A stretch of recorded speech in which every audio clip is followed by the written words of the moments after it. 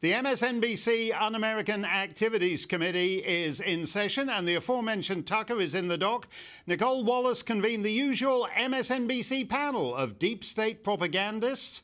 First up was Frank Figliuzzi, the former Assistant Director of Counterintelligence at the FBI, not to be confused with Peter Strzok, the former Deputy Assistant Director of Counterintelligence at the FBI, so he needs a longer business card. Mr. Figliuzzi, as a crack counterintelligence G-man, isn't buying Tucker's cockamamie story.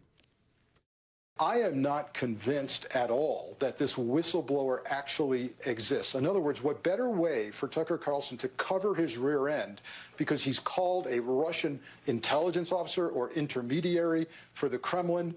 He gets worried about it. He decides, I'm going to go on the offensive. I'm going to announce that the NSA is listening to me and have them try and deny it.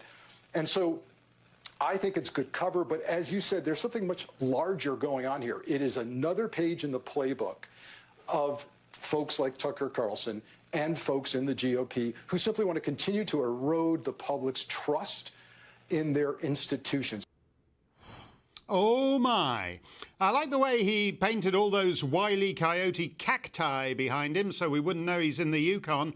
That's your counterintelligence deep cover right there. So as this guy Figliuzzi sees it, the main problem with Tucker revealing that the National Security Agency is reading his emails is that it might erode the public's faith that the name of the National Security Agency suggests it has something to do with national security.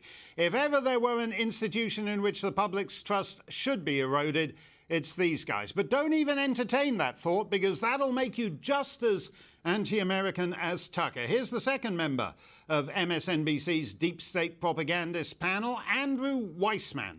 If that name rings a vague bell, he was a member of Robert Mueller's Russia investigation and managed to parlay that into a book deal and a CNN gig. And Mr. Weissmann thinks that Tucker, of all people, should know that when you discover that Big Brother is reading your emails, the appropriate response is to fill in a Ministry of Truth comment card and set up an appointment to come in and see the Commissar General so he can explain to you all the safeguards that are in place, but that if you're still not totally reassured, he'll ask for a budget increase so he can put some safeguards on some of the safeguards.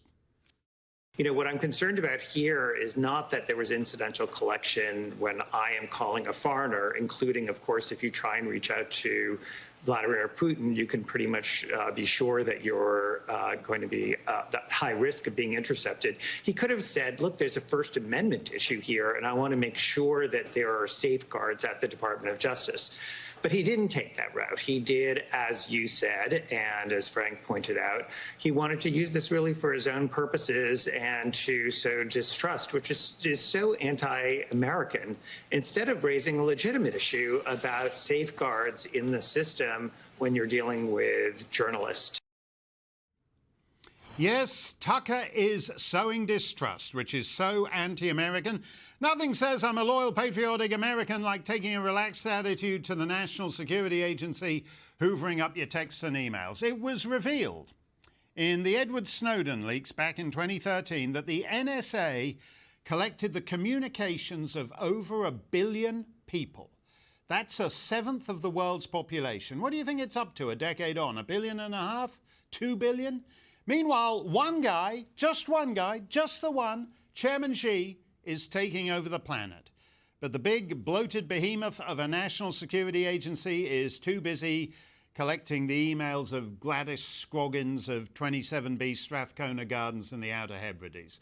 The NSA has claimed that its surveillance program prevented 13 terrorism attacks in the United States. Obviously, it's failed to prevent many more than that. But taking their claim at face value, that would mean preventing one terrorism attack for every 76,923,076 people under collection. And in fact, there's not even any evidence for the prevention of those 13 attacks. Quote from the days when NBC's news division wasn't quite so gung-ho for surveillance state cheerleading. Quote, a member of the White House review panel on NSA surveillance said he was absolutely surprised when he discovered the agency's lack of evidence that the bulk collection of telephone call records had thwarted any terrorist attacks. It was, hello, what are we doing here?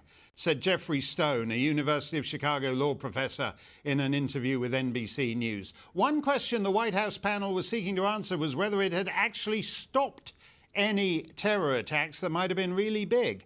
We found none, said Stone. But presumably that could all change now that Tucker's emails are in the system. There's a fine line between a secret intelligence service and a secret police. The former is difficult business, the latter is a lot easier.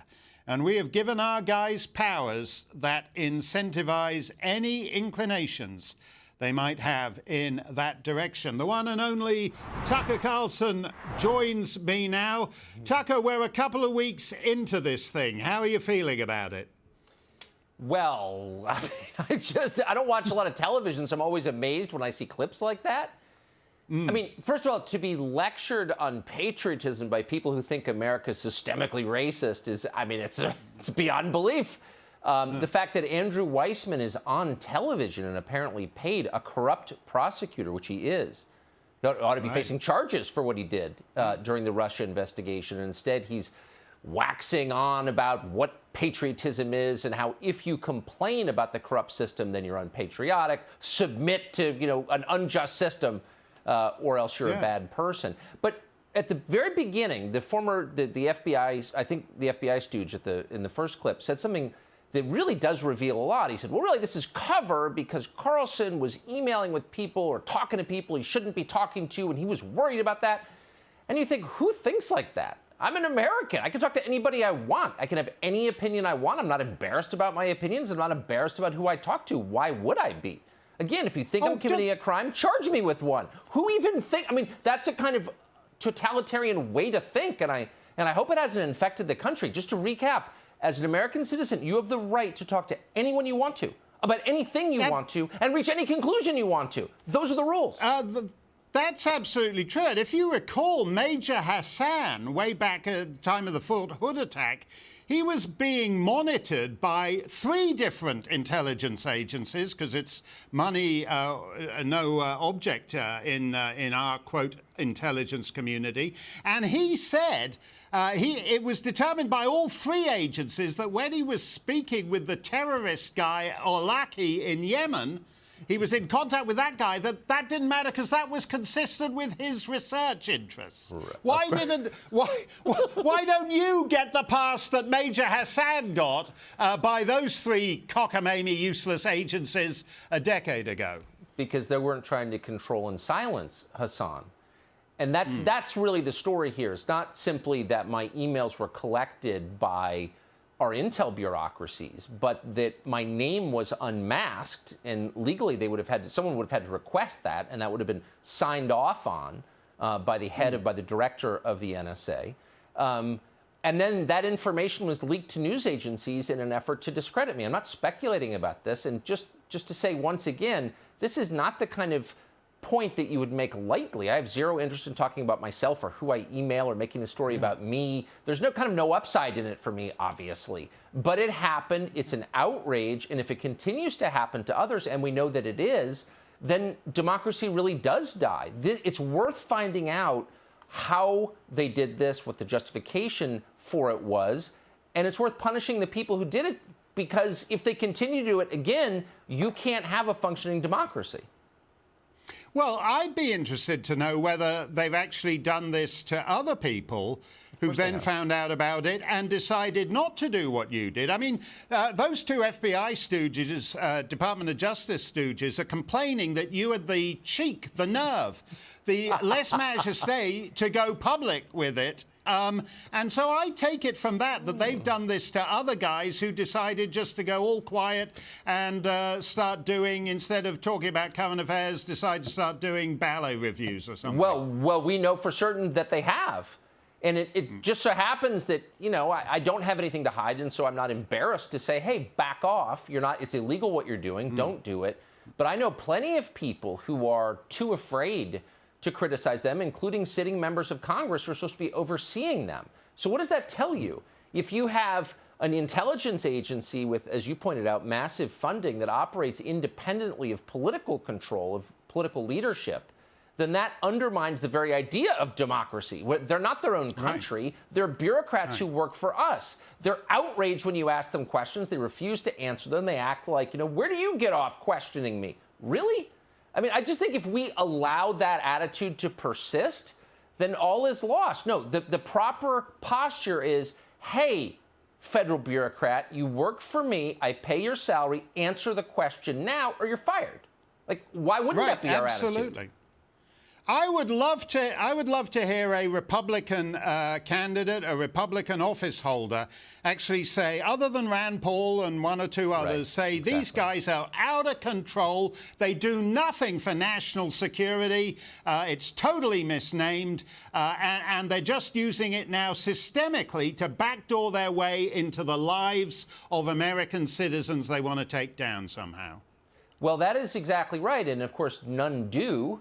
And over in the Senate, I mean, the top Republican in the Senate, Mitch McConnell of Kentucky, ask anybody who works in the United States Senate, and they'll tell you, green light whatever they want. I mean, they endorse this stuff. I think Republicans have been very slow to understand that what these agencies are doing, and I'd include the FBI in this as well, which is a huge intel gathering operation. There's not just a law enforcement agency.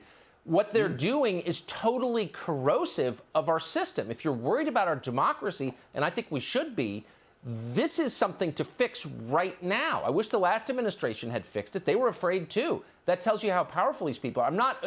Look, I'm not a crazy person overstating the case. I spent 35 years in Washington. I know exactly how it works. And so do these morons on TV too. They know how it works, and they're lying.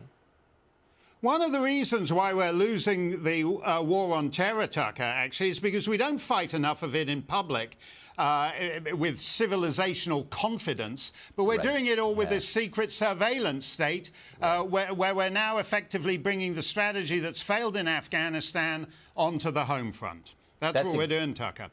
We would get a lot farther if we had values that we could espouse in public, be proud of. I mean, you can't be a powerful country if you don't believe in the ideas that undergird your society. And that's, I guess, another irony, being lectured about patriotism by people who really don't believe in our founding documents and the basic principles of America. Oh, it's head spinning. You're absolutely... There speaks truth from the anti-American folks. We'll see you in 40 minutes or so, Tuck. Hey, Sean Hannity here. Hey, click here to subscribe to Fox News YouTube page and catch our hottest interviews and most compelling analysis. You will not get it anywhere else.